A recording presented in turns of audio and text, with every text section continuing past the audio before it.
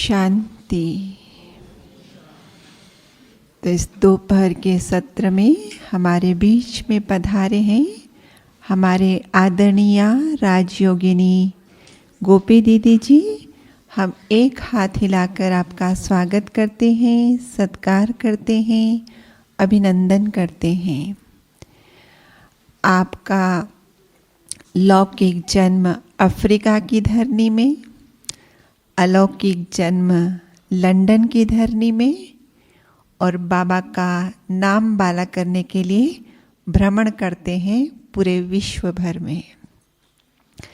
40 से भी अधिक वर्षों से आप राजयोग मेडिटेशन की प्रैक्टिस कर रहे हैं और 33 से भी अधिक वर्षों से बाबा के घर में समर्पित रूप से सेवाएं दे रहे हैं और 25 से भी अधिक वर्षों से प्रोजेक्ट कोऑर्डिनेट करने के आपके पास अनुभव है। Youth leaders, women leaders, thought leaders, senior executives, इनके साथ जो आंतरिक वैल्यूज़ को बढ़ावा देने के लिए प्रोजेक्ट करते हैं, आप उनको कोऑर्डिनेट करते हैं। बहुत ही अनुभवी वक्ता, इंटरनेशनल स्पीकर, स्पिरिचुअल एजुकेटर हम सबके बीच में हैं। हम आपसे सुनेंगे कि एक बाप से सर्व संबंधों की अनुभूति हम कैसे करें। आदरणीय दीदी जी। ओम शांति।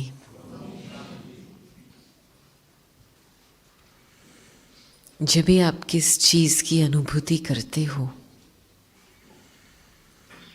और उस अनुभव में समाये हुए हो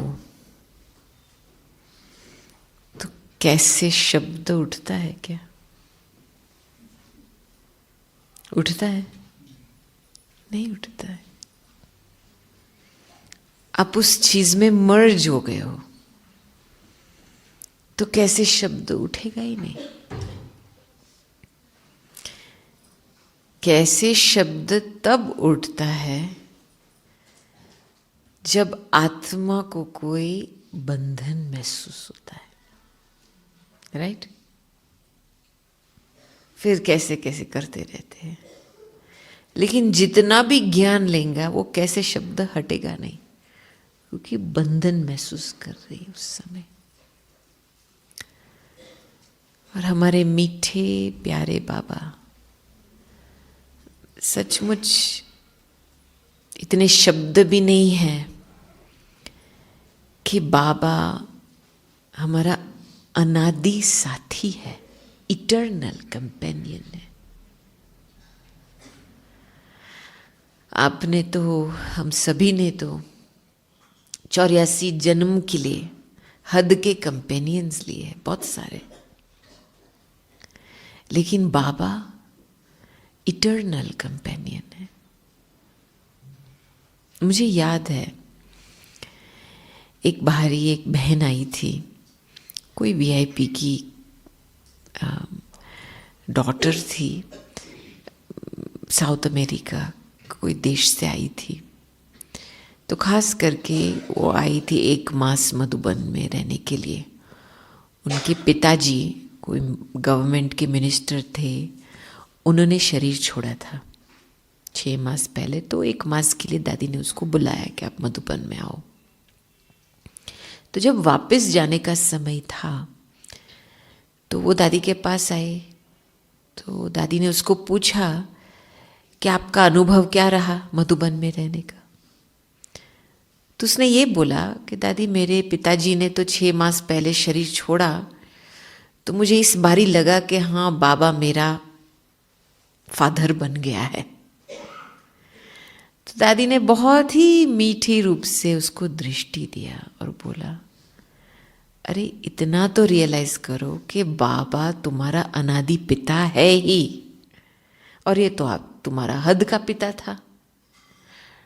तो ये हद का पिता का अनुभव बेहद में क्यों डाल रहे हो?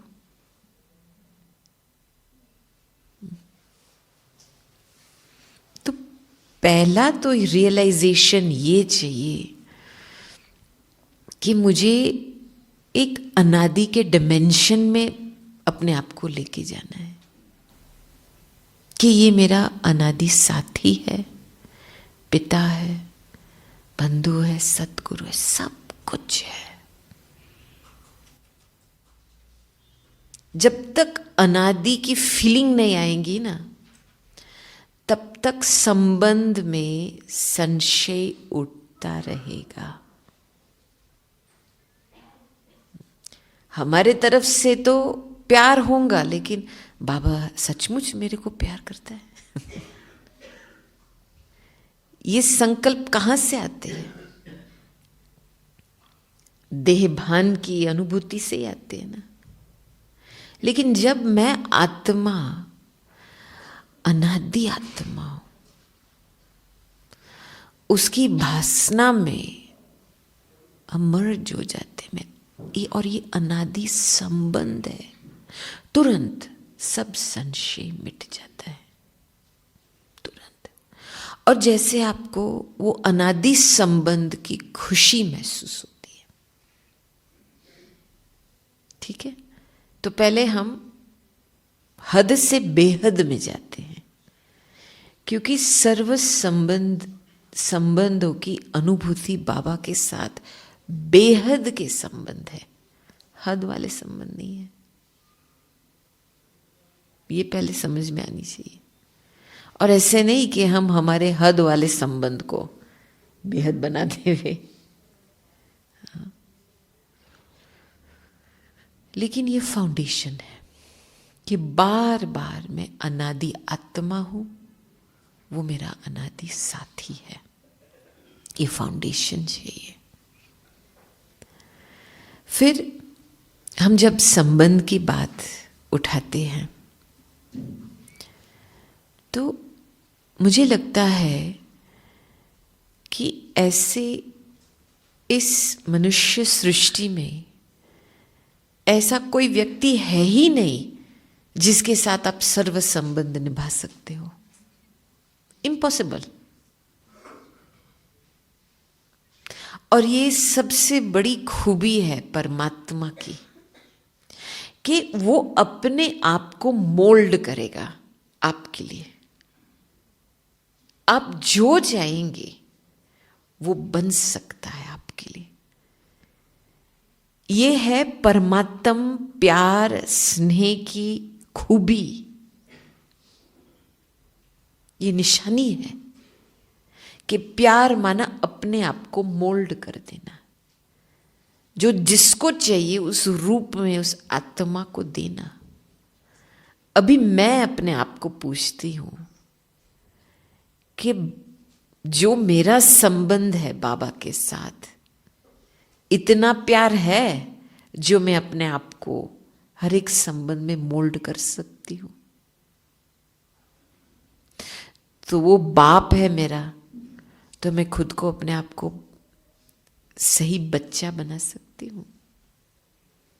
वो टीचर है, तो मैं अपने आप को मोल्ड करके एक्यूरेट स्टूडेंट बन सकती हूं। समझ में आई बात? संबंध माना 2 वे, नॉट 1 वे स्ट्रीट। माना वो अपने तरफ से बाबा खुद मोल्ड करके आपको जो संबंध चाहिए, चाहे माँ का चाहिए, बाप का चाहिए, सखा का चाहिए, जो भी चाहिए, छोटा बच्चा का भी चाहिए, वो उस रूप में अपने आप को मोल्ड कर देगा। लेकिन वो प्यार को खींचने के लिए हमको भी मोल्ड होना पड़ेगा, राइट? ऐसे नहीं कि हम अपने हद के बंधन में बैठ करके बस भगवान को चिल्लाते रहे, हमको छुड़ाओ छुड़ाओ छुड़ाओ। स्नेह ऐसी चीज है जो दिल का स्नेह होगा तो आपको सचमुच सर्व संबंधों का रस अब जरूर लेंगे। लेकिन हमारे स्नेह में, हमारे प्यार में कोई भी आकर्षण का मिक्सचर होता है, या पुराना संस्कार, मोह का संस्कार, का मिक्सचर, मिलाव होता है उसमें, तो क्या होता है, वो 100% प्योर प्यार जो होना चाहिए उसका डाइल्यूशन होता है। और जब डाइल्यूशन होता है तो क्या होता है, समय अनुसार, जरूरत अनुसार संबंध रखते हैं, राइट? समय अनुसार, जरूरत अनुसार। जैसे प्यार स्वार्थ का प्यार हो जाता है, लेकिन शुरू से लेकर के अटूट प्यार, अटूट स्नेह, माना मेरी बुद्धि कोई व्यक्ति या वस्तु के तरफ आकर्षण नहीं हुई है। मैं क्यों ये बता रही हूं आपको, क्योंकि दादियों के साथ रहना माना एक आईना, बहुत जबरदस्त आईना मिलता है हमको। जो सूर्यवंशी आत्मा है, उनका हर समय संकल्प श्वास बाबा को अर्पित करके चलते हैं। आप उनके बोल सुनेंगे, बाबा के बोल से मैच होंगे। जो संकल्प करेंगे बाबा के संकल्प से मैच होंगे, या निर्संकल्प अवस्था से काम लेंगे। और कभी भी ड्रामा को टालेंगे नहीं, कभी नहीं। मैंने तीनों दादियों में देखा, बड़ी दादी, जानकी दादी, गुलजार दादी में ये चीज देखी है। एक तरफ से बाबा बेस्ट फ्रेंड, साथी है, दूसरे तरफ से ड्रामा फ्रेंड है, और बीच में साक्षी होकर के चल रहे हैं। लेकिन बाबा की बातें टाली नहीं है, ड्रामा की बातें टाली नहीं है।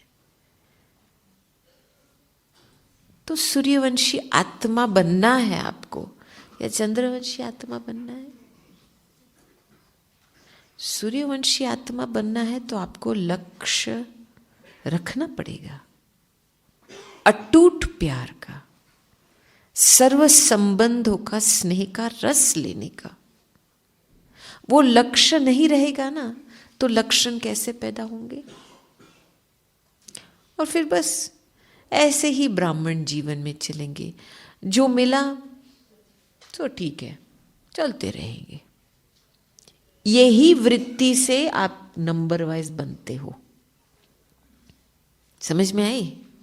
तो अभी खुद को चैलेंज करना है कि मुझे सूर्यवंशी आत्मा बनना ही है। तो मैंने थोड़ा साक्षी होकर के अपने जीवन में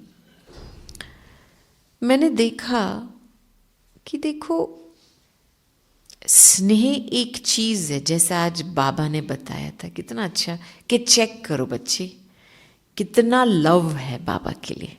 इतनी सारी बातें सुना करके फिर भी बाबा बोलते हैं बच्चे चेक करो कितना लव है बाबा के लिए। क्योंकि लव एक चीज है, भावना दूसरी चीज है। लव एक सचमुच एक प्योरिटी से पैदा हुई एक फीलिंग, सच्ची फीलिंग होती है, क्लीन फीलिंग होती है। भावना कभी कभी बदल सकती है, सिचुएशन, प्रमाण, संबंध, प्रभाव के प्रमाण। जैसे हमारी भक्ति भावना बहुत है, पूजा करके करके करके कर्म करके भावना बनती है और हम उस भावना के आधार से चलते हैं। लेकिन डिटेल में देखा जाए तो प्यार का परसेंटेज कितना है, अटूट प्यार कितना है।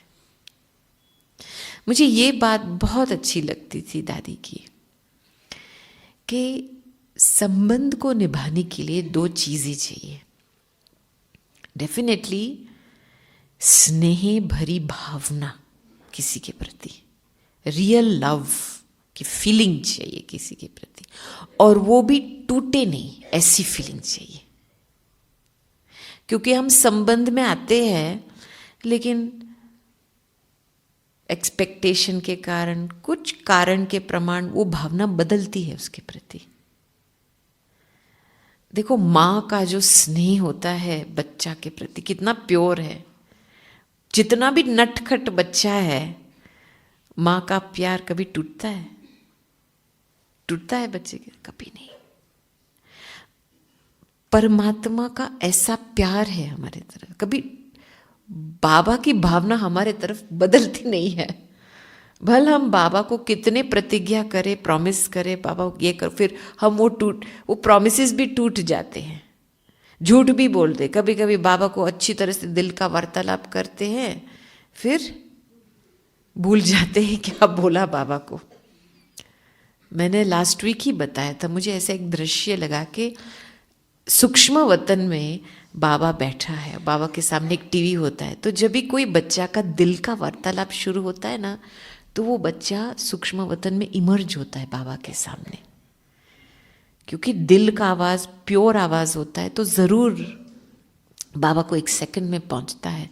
तो जैसे आप बाबा के सामने इमर्ज हो गए, तो वो अच्छा वार्तालाप शुरू होता है, फिर बाबा को बहुत अच्छा लगता है। तो एक सेकंड आप हाजिर हो और फिर दूसरे सेकंड गायब। तो बेचारा बाबा देखता है, अरे बच्चे एक सेकंड में इतना अच्छा वार्तालाप कर रहा था, दूसरे सेकंड में कहाँ चला गया? बुद्धि की लाइन बिजी, कोई और स्थूल बात याद आई, विचार आया, कुछ ऐसी चीज याद आई, सूक्ष्म वतन से एग्जिट हो गए। जैसे कहते हैं ना, भूल गए, विस्मृति हो गई, तो बाबा के सामने हाजिर नहीं रहे उस समय। तो बाबा के लिए भी एक कॉमेडी शो बन जाता है ना, एक सेकंड में आते हैं, आधे वार्तालाप से एग्जिट हो जाते हैं, अधूरी बात रह गई। हाँ, फिर बाबा तो इंतजार करता है, बच्चा कब आएगा मेरे सामने। हाँ, तो मुझे ये लगता है कि जब हमारी भावना सच्ची होती है तो ऐसी फीलिंग आएंगी कि हम सदा बाप के सामने हाजिर है। जैसे एक माँ के लिए बच्चा सदा ही हाजिर रहता है, चाहे वो स्थूल में है या नहीं है, उसके सामने उसकी स्मृति में हाजिर रहता है। सेम थिंग विद बाबा। तो ये बाबा भावना की बात, सच्चे प्यार की भावना। दूसरी है भासना। देखो, भासना ऐसी चीज है कि आपको स्थूल में आने के कर्म करते हुए भासना आप दे सकते हो, ठीक है। हम यहां नहीं आते, हम आपके साथ शेयर नहीं करते, तो आपको भासना नहीं मिलती।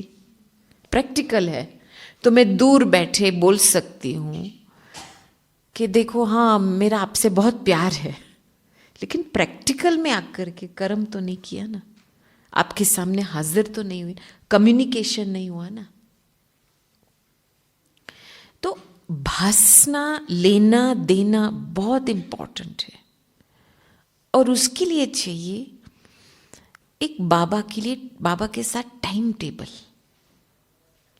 मना क्या है, कंप्लेंट बहुत आती है, बहन जी क्या करें, इतने घर का काम है, घर गृहस्थ है, हमारे व्यर्थ संकल्प बहुत चलते हैं।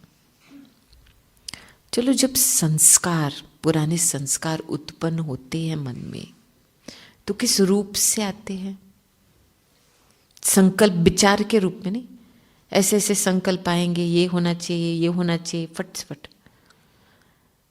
तो उसमें बहुत सिंपल युक्ति है, मैंने दादी में देखा है बहुत बारी। जो भी कुछ करना था ना, दादी थोड़े समय के लिए साइलेंस में बैठती थी, और इनके जो विचार आते थे वो जैसे साक्षी होकर के देख रही थी। हमको रितसर ये दादी के रूप में दिखाई देता था कि तुरंत जैसा संस्कार आया वैसे नहीं बोलती थी।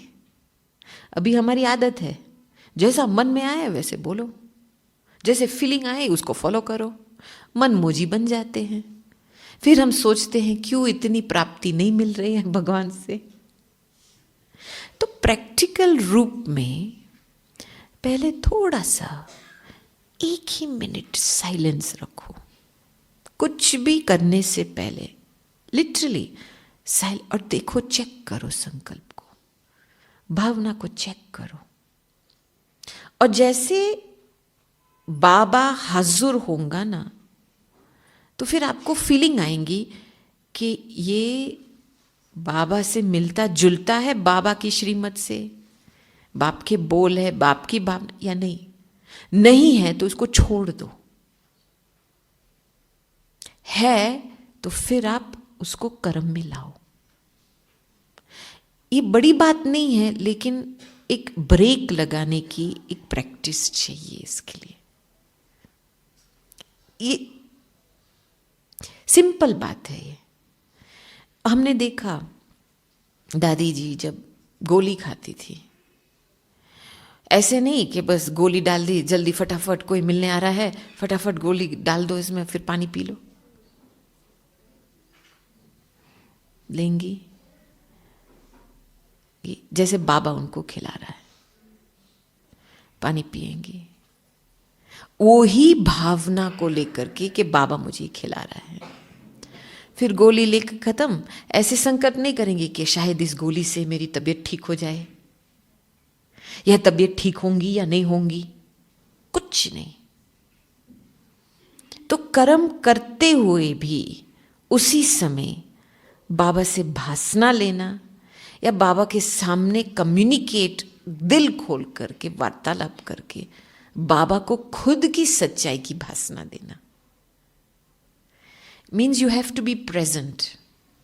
हम कहते हैं कि मुझे आपसे संबंध रखना है, लेकिन मैं आपको टाइम ही नहीं देती हूं, तो कैसे आपका विश्वास बैठेगा? मैं आपके साथ कम्युनिकेट भी नहीं करती हूं, तो कैसे आपका विश्वास बैठेगा कि हाँ सचमुच उसको मेरे साथ संबंध रखना है? तो भासना देना, लेना माना समय देना, टाइम देना, कम्युनिकेशन होना चाहिए, और प्रैक्टिकल कर्म भी करना उस अनुसार। तो मैंने देखा कि जब भी इन बातों पे हम अटेंशन रखते हैं ना, तो जैसे एक बहुत नेचुरल संबंध बन जाता है बाबा के साथ। नेचुरल। बाबा ने तो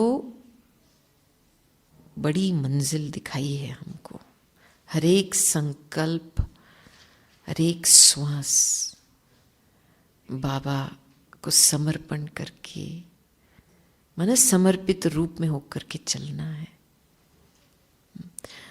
वहां तक पहुंचने के लिए अभी के समय अनुसार मेरा कैसा संबंध है, प्यार कैसा है, उसकी चेकिंग तो चाहिए ना।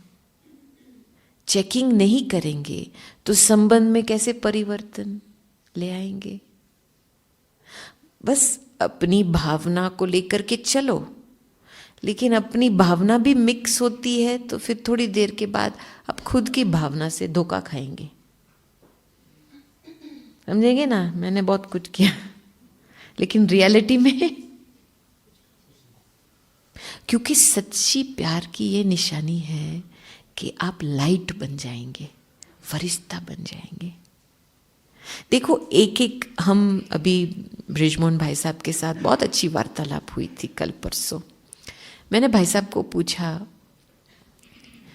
कि बाबा ने जो उस दिन मुरली चलाई थी कि हमारे पुरुषार्थ में कंप्लीशन आना चाहिए, संपूर्णता आनी चाहिए हमारे पुरुषार्थ में, तो आपके पुरुषार्थ में कौन सी ऐसी बात रह गई है जो आपको लगता है जो मुझे कंप्लीट करना है? मैंने एक्चुअली निर्वैर भाई को भी ये प्रश्न पूछा था बहुत समय पहले, तो पहले मैं ब्रिजमोहन भाई का जवाब बताती हूँ। तो उन्होंने बोला कि वो जो फरिश्तापन की स्थिति है जिसमें कुछ भी महपन, मेरापन नहीं है, उसमें मुझे कंप्लीशन लेके आना है। तो उसके लिए वो नोट करते हैं कि जब भी कुछ खाते हैं तो बाबा की याद रहती है, कौन खिला रहा है, या पैदल करते यहाँ के जाते तो वो स्मृति रहती है, भासना आती है कि कौन मेरे साथ चल रहा है। क्योंकि हर कर्म में जब बाबा की भासना लेते हैं ना, तो मैंपन छूट जाता है उस कर्म से। सिंपल बात है, बिल्कुल मैंपन छूट जाता है।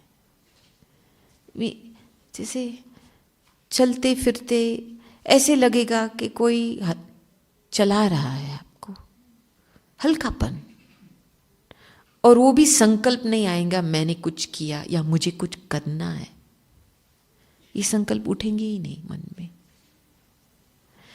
तो मुझे ये बहुत अच्छा लगा कि जितना हम बाबा से भासना लेते और कर्म करते हुए, तो मैंपन आप पे ही खत्म हो जाएगा और हम फरिश्तापन की स्थिति में पहुंच जाएंगे।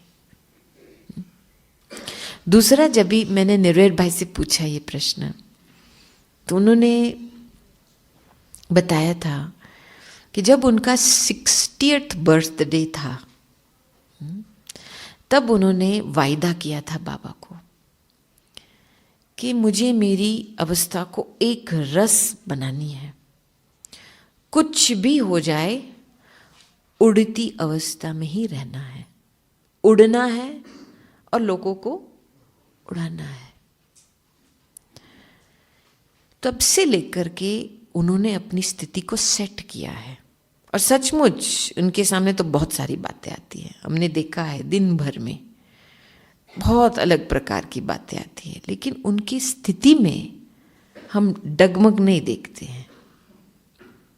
दूसरी बात उन्होंने बताई कि उनके लिए एक बात में अभी तक कंप्लीशन आने का मार्जिन है, और वो है जैसे साकार बाबा एक जगह पे बैठ कर के दूर से बच्चों को सकाश देता था, और उस सकाश की शक्ति काम करती थी। उस अभ्यास में उनको अभी कंप्लीट होना है। अभी मैं आपसे पूछती हूं, प्यार माना क्या? एक जो डायरेक्शन दिए हुए, डायरेक्शन भी नहीं कहेंगे, लेकिन जो वो चाहता है आप उसको कंप्लीट करके तो दो। जो कार्य दिया है बच्चों को, उसको तो कंप्लीट करके तो दे दो। ये प्यार की निशानी है ना। तो जो भी बाबा ने बताया है हमारे पुरुषार्थ के लिए, मैं कहाँ तक उसमें कंप्लीट हुई हूँ, कौन सी बातें में कंप्लीशन हुई है, और कौन सी बातें अभी तक 50% या 60% तक पहुंची है। ये बहुत ज़रूरी है देखना, क्योंकि जब तक आप ये दिल से थोड़ा सा, क्या कहूँगी, चेकिंग या इन्वेस्टिगेशन नहीं करेंगे ना, तो जो छोटी छोटी बातें हैं जो दिल को पकड़ के बैठी है, सूक्ष्म में उदासी, निराशा, ये सारे बंधन के निशानी है। वो जैसे आपको पीछे से चलाएगा, मन का मूड चेंज होएगा कभी कभी, तो आप सेवा करेंगे, लेकिन मूड के प्रमाण, मूड होगा तो करेंगे, नहीं होगा तो नहीं करेंगे। इसमें ही आपकी स्थिति नंबर वाइज बनती है। तो मैं जो 3 बातें पहले सुनाने वाली थी, मैंने देखा है कि इंग्लिश में एक एक्सप्रेशन आता है, love makes the world go around. कहता है ना, लव से, प्यार से सृष्टि चक्र घूमता है, माना पूरी सृष्टि ही, लव इज सर्कुलेशन। तो मैंने देखा स्नेह, संबंध और सेवा, तीनों बात की एक साइकिल होना चाहिए। ऐसे नहीं कि बस स्नेह है लेकिन फिर संबंध में ऊंचाई नीचा है, और सेवा बस स्थिति अनुसार, मूड अनुसार करते हैं। नो, तीनों का बहुत गहरा कनेक्शन है। तो पहला, स्नेह के सब्जेक्ट पे मैंने ये नोट किया कि पहले स्नेह से के सब्जेक्ट में ये देखना है दिल से प्यार। और दिल का प्यार की निशानी क्या होता है? क्या फीलिंग आती है जब दिल का प्यार होता है? क्या फीलिंग आती है? समर्पण अवस्था, जैसे निरसंकल्प अवस्था हो जाती है उस समय। और क्या होता है? और क्या होता है? एक्सेप्टेंस, ऑटोमेटिक आप पे ही एक्सेप्टेंस होती है। और क्या होता है? फीलिंग की बात बताओ मुझे। जब भी दिल का प्यार होता है तो अंदर से कौन सी फीलिंग आती है? आनंद आती है। और क्या क्या? जो सामने वाले को अच्छा लगे आप वही करेंगे। अंदर की फीलिंग क्या होंगी? करीब की फीलिंग आएंगी। और क्या? हाँ, सुख और शांति, प्योर लव, बिल्कुल जैसे अंग को ठंडा कर देती है, कर्मेंद्रियों को ठंडा कर देती है, शीतल कर देती है, प्योर लव। और अंदर से इतना जैसे सुख महसूस, अतीन्द्रिय सुख महसूस होता है। ये सच्ची प्यार की निशानी। जब हमारा प्यार थोड़ा सा स्वार्थ वाला प्यार होता है, या ज़रूरी जब बाबा की ज़रूरत होती है तब प्यार करते हैं, तो उसमें आपको ये शीतलता की अनुभूति नहीं होंगी। और वो उस प्यार में थोड़ा मेहनत भी होता है। तो ये एक बात है। दूसरा है कि देखना है, ये हम समझते हैं कि सच्चा प्यार में रहना इजी है। एक तरफ से इजी है, दूसरे तरफ से बहुत अटेंशन चाहिए, क्योंकि उसको एक इमर्ज रूप में सदा के लिए प्यार स्नेह इमर्ज रूप में रहे, मर्ज ना हो जाए, उसके लिए बहुत ध्यान चाहिए। बीच बीच में बहुत साइलेंस चाहिए, ताकि वो स्नेह इमर्ज रहे। अभी ये दूसरी बात है, संबंध की बात। देखना है कि सर्व संबंध हम बाबा के साथ निभा रहे हैं, या एक कोई संबंध दूसरे के साथ अभी तक कोई स्पेशल विशेष संबंध है कोई व्यक्ति के साथ। ये रियलिटी की चेकिंग बता रही हूं आपको, क्योंकि इसकी गहराई में आप नहीं जाएंगे तो आप अपने आप को सदा धोखा खाएंगे कि हाँ मैं बाबा को प्यार करता हूं, लेकिन वो प्यार का रिटर्न आपको पूर्ण रूप से नहीं मिलेगा, क्योंकि अभी भी आपका दिल कोई ना कोई सूक्ष्म बंधन में फंसा हुआ है। तो ये पहला चेक करना है, क्योंकि एक भी संबंध की कमी होंगी ना तो वो संबंध आपको खींचेगा, बुद्धि वहां जाएंगी। माँ बाप के लिए बच्चे चलो बड़े हो गए हैं, पोतरे धोतरे के साथ तो मोह होता है ना, ग्रैंड चिल्ड्रन के साथ मोह होता है ना, वो भी संबंध अलाउ नहीं है। सर्व संबंध बाबा के साथ माना एक एक संबंध में अलौकिकता। ऐसे नहीं कि हाँ मैं बाबा को प्यार करता हूं लेकिन मेरे ग्रैंड चिल्ड्रन का भी थोड़ा सा प्यार है, तो इसमें लौकिकपनता आता है। तो ये जरूर चेक करना है कि 100% बाप के साथ है या 50%, क्योंकि थोड़ा सा भी 50% का मार्जिन रहा ना उसमें लौकिकपना आ जाता है। तो फिर हम कब अलौकिक फरिश्ता बनेंगे? क्योंकि संबंध की शक्ति से ही हम लाइट बनते हैं, हम श्रेष्ठ बनते हैं, हम उपराम रह सकते हैं। और फिर तीसरी बात, मुझे ये शब्द बहुत अच्छा लगता है, स्पिरिचुअल स्वीटनेस।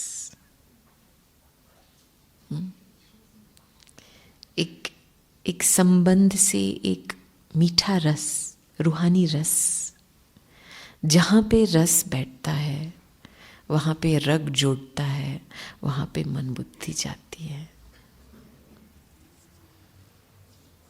ज्ञान को एक तरफ रखो, ये नेचुरल फ्लो है एनर्जी की, कि जहां से आप रस लेंगे ना वहां पे रग जुड़ता है और वहां पे ही मन बुद्धि जाती है। चलो हम दिमाग से तो काम लेते हैं, लेकिन रस कहां से लेते हैं? हम समझते हैं ज्ञानी तो आत्मा है, लेकिन रस, हद का रस बैठा हुआ है अभी तक, यहाँ से यहाँ से यहाँ से। जैसे आपका प्लग होता है ना, कई सॉकेट में डाले हुए होते हैं, खाने का सॉकेट, पीने का सॉकेट, नींद से भी काफी रस मिलती है। हाँ, सुबह अमृत वेले उठते हैं, बाबा तो उठाएंगा आपको, इतना मीठा होता है, चलो ठंडी है, थोड़ा 5 मिनट और, इतना अच्छा लगता है यहाँ पे। और फिर वो 5 मिनट की नींद में पौना घंटा चला जाता है। तो कई प्रकार का हमने रस, अभी हम खुद की चेकिंग करो, मैं भी अपने आप को देख रही थी कि अभी भी कौन से प्रकार के रस से मैं चल रही हूँ। एक रस होकर के चल रही हूँ सचमुच, या अभी भी थोड़ा सा भी कई प्रकार। और ये जीभ का जो रस है, 2 इंच का जीभ है, लेकिन सचमुच पूरा दिमाग शरीर को चलाने वाला है ये। क्योंकि आपको जीभ सहित इसको रस नहीं दिया है खाने का, तो परेशानी होती है ना यहाँ पे। वो होता है ना, कुछ मिसिंग फीलिंग आती है, और उसमें मन का हलचल होता है। तो इसके लिए एक बहुत सूक्ष्म चेकिंग चाहिए। देखो, लास्ट में हमने देखा दोनों दादियों को, उनका खाना पीना पता है क्या था? लिक्विड था। गुलजार दादी जी को तो पाइप से दिया था, और वो है वो फूड क्या, पाउडर का खाना, प्रोटीन पाउडर। दादी जानकी का खाना मैश करके पूरा उसको बस उतना ही लिक्विड फॉर्म देते थे। अभी से हम इसको ट्रेनिंग नहीं देंगे तो लास्ट में टू लेट, नहीं हो पाएगा। और मुझे एक बात बहुत अच्छी लगी रतन मोहिनी दादी जी की, जब भी वो टूर पे गए थे ना, तो लीला बहन बहुत अच्छी कुक है, तो दादी के लिए अच्छी अच्छी गरम गरम रोटी पकाती है, ठीक है। लेकिन दादी 1.5 रोटी खाती थी, 1.5 चपाती खाती थी, तो जो आधा टुकड़ा बचता था वो मैं ले लेती थी।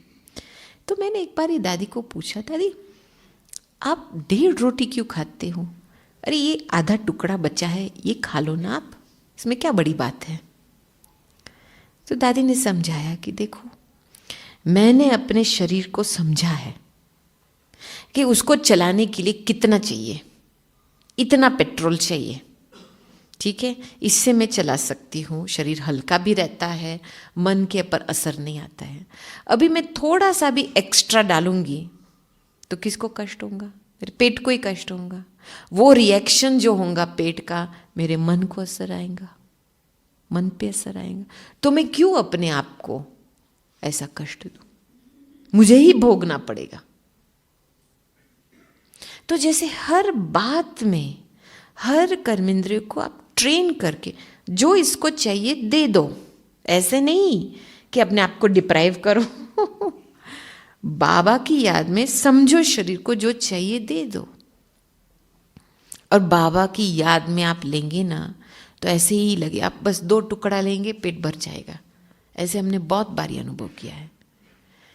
बहुत खाने की जरूरत नहीं होगी। जब इमोशनल होते हो ना तब ज्यादा खाना खाते हो, और भूख भी नहीं पूरी होती है उस समय, क्योंकि इसके पीछे इमोशंस होते हैं। तो इसलिए अपने आप को अभी के समय अनुसार समझो क्या चाहिए शरीर को चलाने के लिए, उतना ही दे दो, और बाबा की याद, बाबा की भासना लेकर के आप खाओ। फिर आप देखेंगे थोड़े से में ही चलेगा शरीर। फिर तीसरा सब्जेक्ट जो आता है, सेवा का सब्जेक्ट। क्योंकि फुल प्यार माने जो प्राप्ति ली है उसकी यूटिलाइजेशन प्रत्यक्ष रूप में कितना हुआ है, प्रूफ कितना है प्यार का, राइट? पहले तो हम देखेंगे मन तन धन कहां तक सेवा में लगे हुए हैं, संकल्प वाणी कर्म कहां तक सेवा में लगे हुए हैं। हम जब मन तन धन लगाते हैं तो हम खुद अपनी सिक्योरिटी को बाबा के साथ ऐसा अकाउंट खोलते हैं कि 21 जन्मों की केवल के लिए नहीं, पूरे कल्प के लिए हमको एक गारंटी मिलता है कि हमको मन तन धन ईश्वर से सहयोग मिलेगा। और मन तन धन जब यज्ञ के शुरुआत में जब ब्रह्मा बाबा ने, जो आदि रतन है, उन्होंने स्वाहा किया है, तब तो यज्ञ रचा ना, नहीं? और शुरू में आप देखेंगे इतने सारे परिवार आए थे बाबा के पास। क्या किया? मन तन धन स्वाहा किया, इसीलिए तो यज्ञ रचा ना, यज्ञ बढ़ा। तो मुझे भी यज्ञ को आगे बढ़ाने के लिए मन तन धन कितना स्वाहा हुआ है। ऐसे नहीं कि मन से बस बाबा को याद करो, तन कोई और जगह यूटिलाइज हो जाए। सबसे, मैं आपको बताऊं, सबसे बड़ा पाप लौकिक परिवार में होता है धन के कारण। हम तो ऐसे ऑर्डिनरी रूप में लेते हैं कि ये मेरा बच्चा है, ये मेरी है, और वो ऑर्डिनरी रूप में जो लेन देन होता है उसमें आपको पता नहीं चलता है वो धन कहाँ यूटिलाइज हो रहा है। मैं आपको सिंपल एग्जांपल देती हूँ। मैं ग्रीस में थी, काफ़ी 5-6 साल पहले की बात थी। तो एक पब्लिक प्रोग्राम में एक माताओं का ग्रुप था, उनका एक स्पेशल ग्रुप था। तो उसमें से एक माता मेरे पास आई, कहते हैं बहन जी मैं आपको वापस लेके जाऊँ सेंटर पर, मुझे आपको ड्राइविंग करके लेके जाना है। मैंने बोला ठीक है लेके जाओ। उसकी उम्र शायद 70 इयर्स की थी। तो उस समय गाड़ी में बैठी तो बोला मैं आपसे कुछ बातें करूँ, पूछूँ, मेरा एक प्रॉब्लम है मेरे लाइफ में। बोला ठीक है। इधर मेरा एक बच्चा है। अभी उसने जब बच्चा शब्द यूज़ किया तो मेरे मन में वो फीलिंग आई कि ये इतनी बुजुर्ग लगती है, उसका बच्चे कितने साल का है। तो मैंने उसको पूछा, अच्छा आपने बच्चा बोला तो कितने साल का है? कहते वो 43 इयर्स का है। मैंने बोला टेक्निकली स्पीकिंग ये आपका बच्चा नहीं है, ये एडल्ट है। पहला ये करेक्शन किया जाए। ठीक है, आगे की बात क्या है? कहता है देखो बहुत सालों से वो बहुत मोटा हो गया है, कमरे में रहता है, बाहर नहीं निकलता है, जॉब की ढूंढने के लिए कोशिश नहीं करता है, ड्रग्स पे है, वो भी इतना मोटा हो गया है कि उसको श्वास की तकलीफ हुई है। और मुझे इतनी चिंता है कि शायद वो रातों रात उसका श्वास ना घट जाए, वो शरीर ना छोड़ देवे। तो मैंने ये सारा सिचुएशन सुना तो फिर मुझे अंदर से ये प्रश्न उठा कि जॉब नहीं है तो उसको ड्रग्स के लिए पैसे कहाँ से आते हैं? ये सारी बातें कैसे हो सकती है? कुछ है इसमें, कुछ दाल में कुछ काला है। तो फिर मैंने इसको पूछा, चलो वो ड्रग्स ले रहा है तो उसको पैसे कहाँ से मिल रहे ड्रग्स से? उसके पास पैसे कहाँ से? कोई आदमी को पैसे चाहिए तो मेहनत तो करेगा ना। फिर बात में ये बात निकली कि जब वो 18 साल का था तो उसको वीकली अलाउंस मिलता था। उसके माँ बाप ने उसके लिए एक जैसा एक ट्रस्ट फंड शुरू किया था, क्योंकि काफ़ी वेल्थी है वो। तो हर वीक को उसको छोटा छोटा अलाउंस मिलता था। और अब दिन तक उस अलाउंस से वो इतना बिगड़ा है। मैंने बोला आप देखो, आप बोल रहे हो वो प्रॉब्लम है, मैं कहती हूं आप प्रॉब्लम हो। आपने इतने समय तक उसको ऐसे पैसे देते रहे और आपको पता है उस पैसे से ये कर रहा है, फिर भी आपने रोका नहीं। और आप बोल रहे हो कि ये प्रॉब्लम है।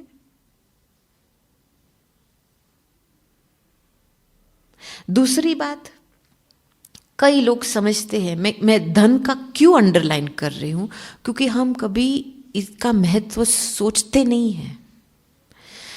उसी समय ग्रीस में दिवाला हो गया था देश, ठीक है। जब बैंकरप्सी होती है ना, तो पता है क्या होता है, गवर्नमेंट पीछे करती है पैसे के लिए। माना चलो आप इनकम टैक्स को भी अवॉइड करेंगे, लेकिन आप प्रॉपर्टी टैक्स को अवॉइड तो नहीं कर सकते, प्रॉपर्टी को थोड़ी छिपा सकते हो। तो उस समय गवर्नमेंट क्या करती है, प्रॉपर्टी टैक्स डबल कर देती है, क्योंकि पैसे चाहिए उनको।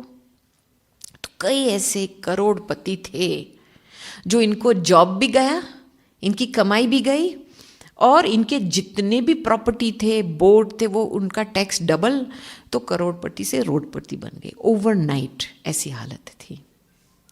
और उस हालत में, और मॉर्निंग क्लास में तो बहुत बड़े बड़े जैसे प्रोफेशनल्स बैठे थे, कोई अकाउंटेंट थे, एक जज था, लॉयर था, और सभी के पास कुछ न कुछ कर्जा था। तो एक बारी मैंने सभी को बोला कि देखो, जिसको श्रीमत चाहिए, धन को कैसे श्रीमत अनुसार यूटिलाइज किया, मैं आपको टाइम दे सकती हूँ। तो 8-9 लोग आए, तो पर्सनल टाइम हर एक को दिया।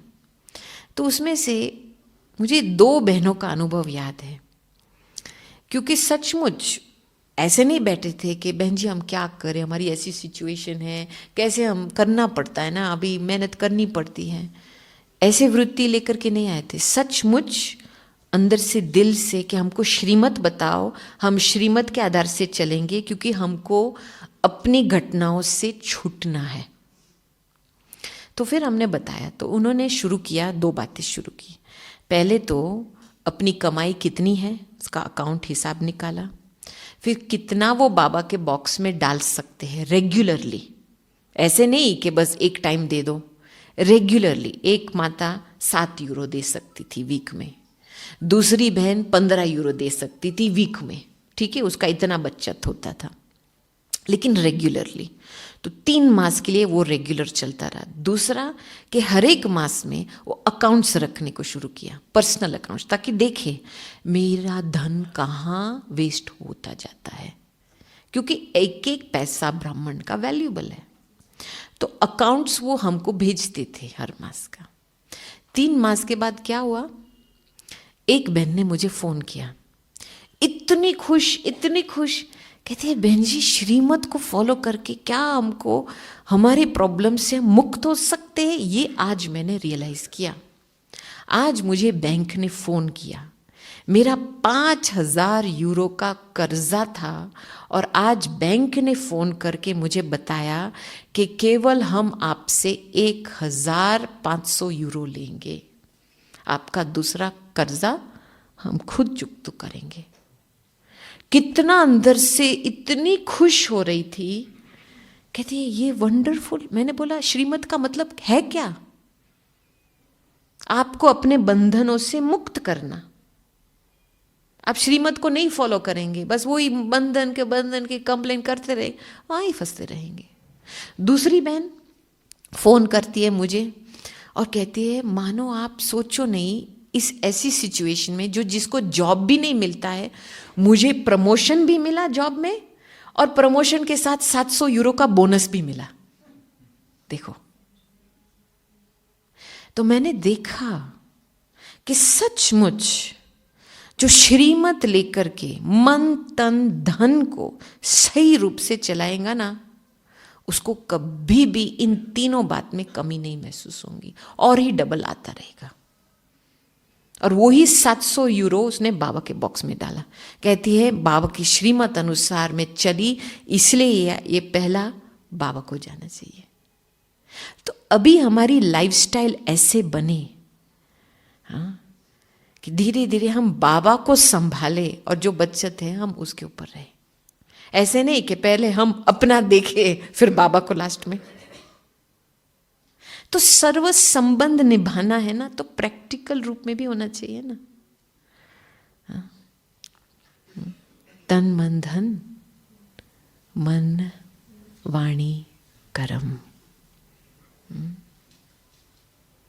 और लास्ट में कि जो भी हमको बाबा से मिलता है, जो शुद्ध संकल्पों का खजाना, ज्ञान का खजाना, शक्तियों का खजाना, गुणों का खजाना, उसको पूरी रूप से यूटिलाइज करें। बाबा से खुशी मिलती है तो आपने आज के दिन में कितनों को खुश किया है? बाबा से इतना ज्ञान का खजाना मिलता है, आपने इस दिन में कितना ज्ञान से किसी को मुक्ति दिलाई, किसी का उद्धार किया। माना वो प्राप्तियों की रिसाइकलिंग होनी चाहिए।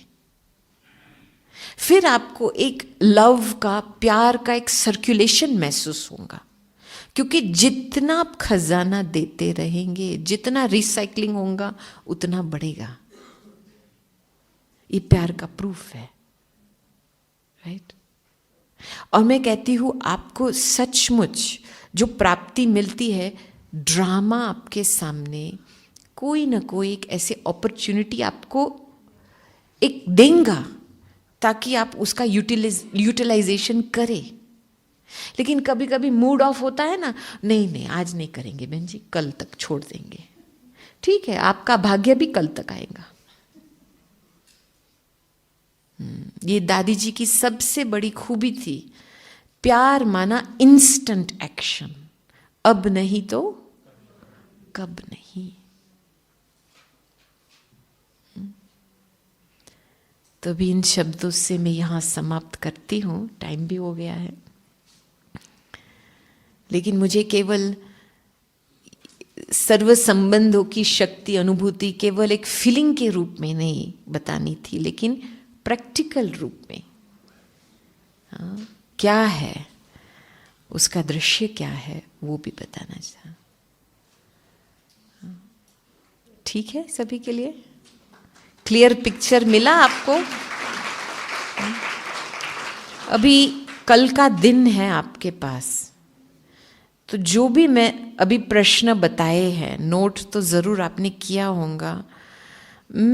जब तक आप मधुबन में हो ना, यहाँ पे आप जो संकल्प करेंगे, जो लक्ष्य रखेंगे, वो बाबा ज़रूर आपको मदद करेगा। तो सचमुच आज के रात का दिन आप खुद के लिए एक लेटर लिखो, कहाँ तक सर्व संबंध की अनुभूति हो रही है, उसका प्रैक्टिकल प्रूफ भी क्या है,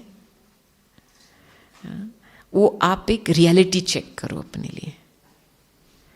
फिर बाबा आपको एक क्लियर रास्ता बताएगा, बच्चे कैसे आगे बढ़ना है इसमें। ठीक है, okay, thank you. Om Shanti.